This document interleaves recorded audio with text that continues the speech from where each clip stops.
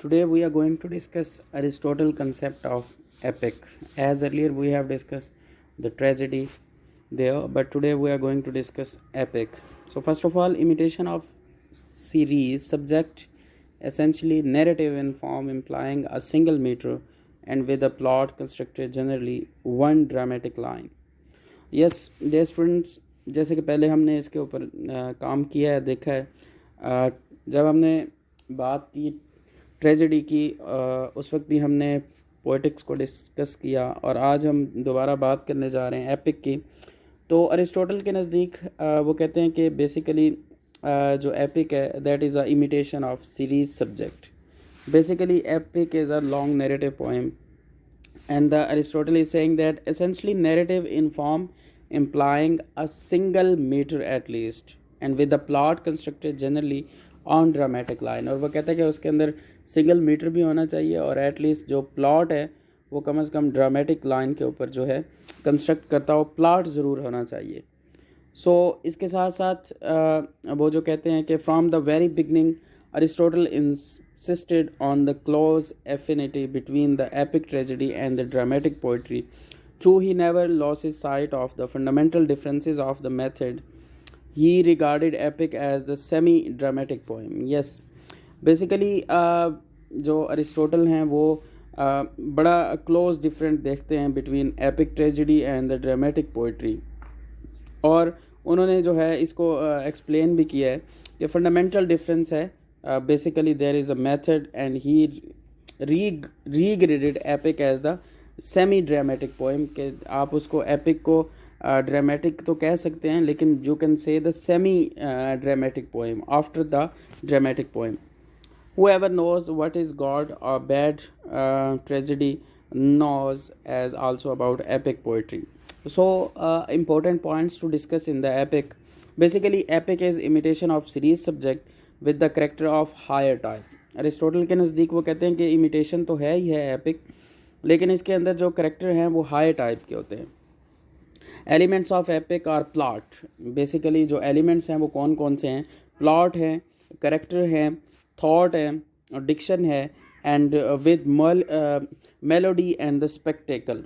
So basically ये plots हैं, जो पॉइंट्स हैं अकॉर्डिंगली अरिस्टोटल ये उसके अंदर मौजूद होने चाहिए। इंपॉर्टेंट पॉइंट्स हैं एपिक के अंदर, और उन्होंने जो थ्योरी दी है बेसिकली वो यही बात कर रहे हैं कि जो एपिक है बेसिकली इमिटेशन तो है, सीरीज़ तो है, सब्जेक्ट भी है, करेक्टर भी है, हायर टाइप है, लेकिन जो एलिमेंट्स हैं उसके अंदर वो भी होने चाहिए, प्लॉट भी होना चाहिए, करेक्टर थ्रू करेक्टर एटलीस्ट कम से कम उसके अंदर करेक्टर भी हो, थॉट डिक्शन भी हो, मेलोडी भी हो एंड स्पेक्टेकल भी हो।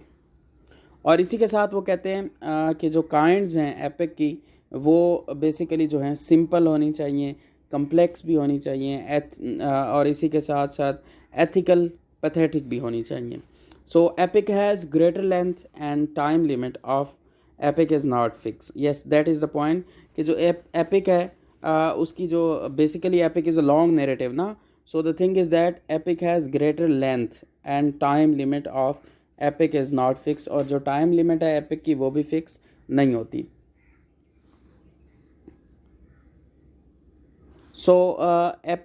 Episodes in epic are lengthy, और जितने भी एपिसोड्स होते हैं वो लेंथी होते हैं इसके अंदर, and it is narrative. Basically ये actually we have discuss that epic is long narrative and it is also narrative, and he is saying it can be irrational, it has less emotional appeals. इसके अंदर emotional appeals होती हैं लेकिन कम होती हैं।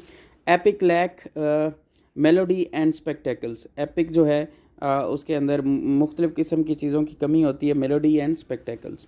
Writer has active part in epic, that is the point कि writer जो है उसका खुद का जो है एक्टिव पार्ट होता है। Aristotle point out advantages of epic over tragedy. Yes, उन्होंने जो है वो बताई हैं चीज़ें कि एडवांटेजेस कौन से हैं एपिक के ट्रेजेडी पर। Basically tragedy is something else and epic is something else, as we have discussed earlier that he is inciting the thing through tragedy and the epic. So it has greater scope, admits of treatment of things on a wide and more impressive scale than tragedy.